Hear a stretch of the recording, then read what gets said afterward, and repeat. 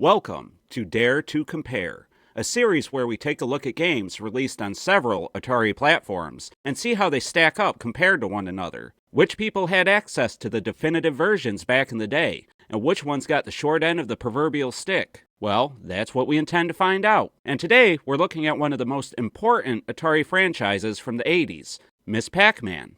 And I say that because the original Pac Man on the 2600 is considered a failure by today's standards and was a disappointment by most accounts back when it was released. With Ms Pac Man, there was an opportunity to show that Atari had learned from its mistakes on the 2600, but also demonstrate that their new console, the Atari 5200 Supersystem, was the arcade brought to your home, or the closest thing to it. But Ms Pac Man also came out in the Atari 7800 Prosystem some 3 years later as a launch title. And at this point, it would no longer be considered new or cutting edge. Most people would have been hoping for some newer arcade ports or brand new experiences that they never had before at the 7800's release. But perhaps a definitive version of an all-time classic wouldn't be a bad thing after all. So let's see if the 2600 port of Ms Pac Man fixes the issues of its predecessor, if the 5200 version brought the arcade home, and if the 7800 gave gamers a definitive version of an aging classic. And most importantly, we'll see how they stack up compared to one another, and which version is the best to get for your Atari consoles.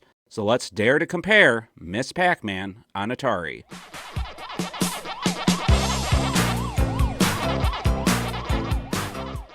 Just a side note before we get started, the great, wise, and powerful Robert DeCrescenzo has since released the brilliant Pac Man collection and Pac Man 40th Anniversary collection, and those are, by my opinion, the definitive versions of almost all the Pac Man games and hacks on any Atari console, or heck, maybe even any console period. Today we are only comparing the original releases, so we won't be taking Pac Man Plus's games into account. But if you truly want the best version of Ms Pac Man available, then head over to Atari Age forums and download one of those fine ROMs.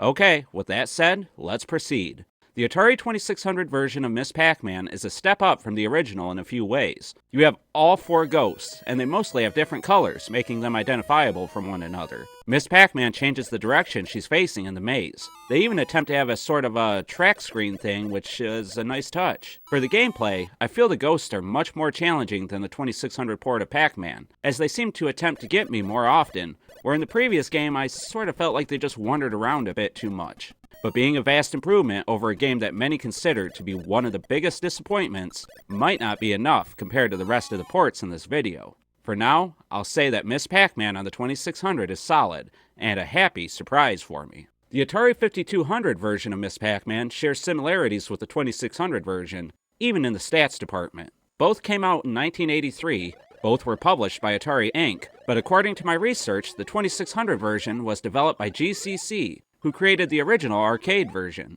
The 5200 version appears to have been developed in-house by Atari Inc. themselves.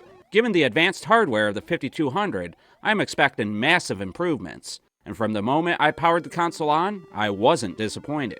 The 5200 version presents a nice marquee-style title screen with options front and center where you can choose the number of players and the difficulty. The maze is squished down to fit on the screen, similar to the 2600 version. But visually, the 5200 version is much more detailed, and there are more rounded corners and joints, making for something closer to the arcade. There is no need to employ the tricks of flickering between ghosts, so they don't have that translucent look to them, which again, allows the 5200 version to look closer to the arcade. But what would have been a really cool novelty for the time is the inclusion of the interludes, where we watch Mr. and Mrs. Pac Man meet, chase one another, and eventually have a baby. Back in 1983, this would have gone a long way to bringing that arcade feel home. I also feel the difficulty is increased in the 5200 version, but I don't care for the stock 5200 controller, so that might play a part into it. Seriously, this controller is awful for playing any version of Pac Man, at least in my opinion. The speed increases between levels, as one would expect, but something about the movement doesn't feel as smooth to me as I think it should. It's something hard to describe or put a finger on, but I feel that there was definitely an issue there. And maybe that's because I'm most familiar with the final competitor in this video, and that is the Atari 7800 Prosystem version, which was a launch title for the console back in 1986 and was developed by GCC themselves, just like the 2600 version. It was also published by Atari, but at this time it was the Tramiel owned and operated Atari Corp.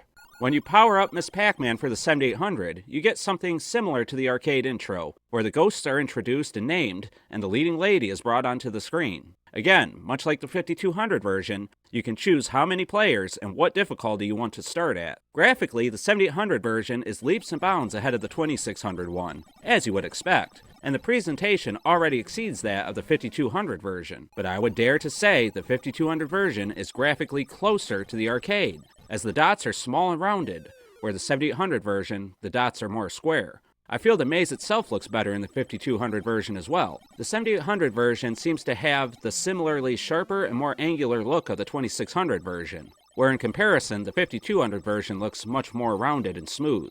The 7800 version is way better than the 2600, but they still look kinda similar nonetheless. The 5200 really impressed me graphically, and dare I say it's a slight step up from its successor. But the gameplay of the 7800 version just feels better to me overall.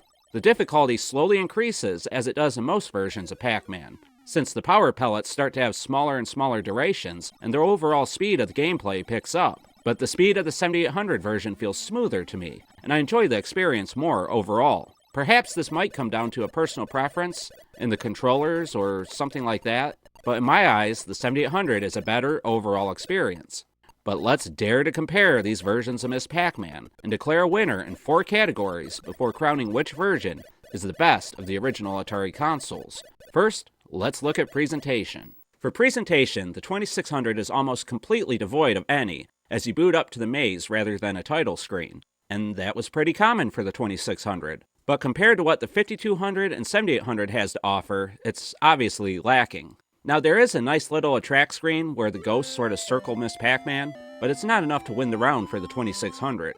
The 5200 steps it up with a nice marquee-style title screen, and has the cool interludes, or act screens, where we watch Ms Pac Man's relationship with Pac Man develop. It does appear that there may be some color limitations, and things are a bit on the chunky side, but it had to have been really cool to see in 1983. But the 7800 takes things a step further, with the introduction attract screen along with the interludes. Everything appears to have the correct colors, and it's yet another step up, as one would expect. Regardless, the winner here is the Atari 7800. On to graphics, and this category might be surprising for some. There are some smart advancements from the 2600 version of Pac-Man to the 2600 version of Ms Pac Man, but the dots are still these weird wafer things. Seeing Ms Pac Man change direction is a big improvement too, and overall, I feel like they fixed everything they needed to from the previous version, even if it might have been a game too late, but it's not a big enough leap ahead to win the category. In the 7800 version, things look much better, but I feel that the 5200 version is the absolute best in the graphical department. The dots are actual dots, and everything is detailed and rounded, where the other versions seem to have sharp edges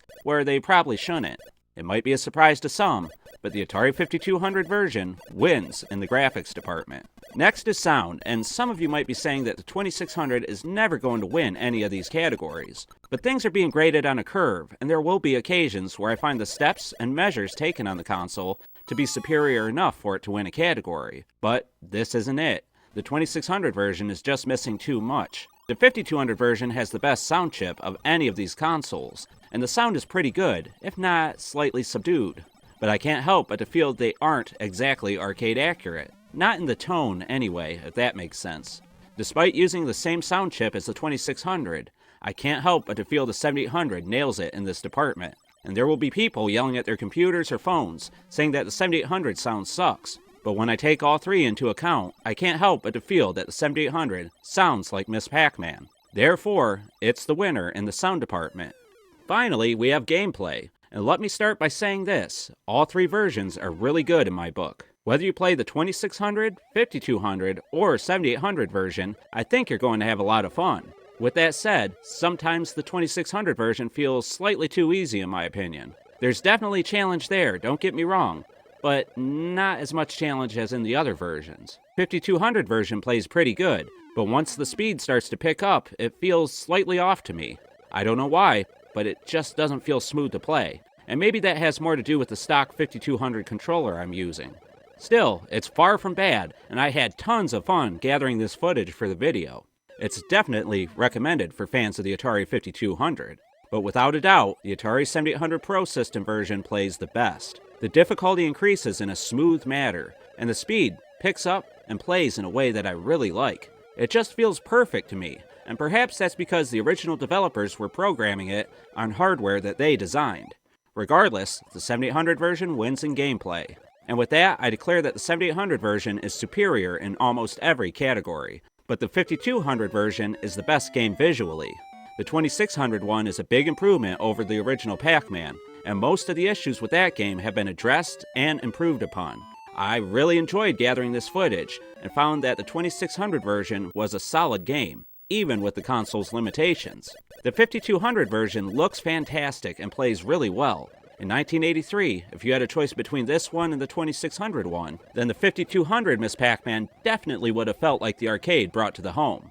I feel like the 5200 controller is the biggest hindrance against this one, but the 7800 version is the absolute best. The presentation is top-notch, the graphics are decent, but the sound and gameplay are superb.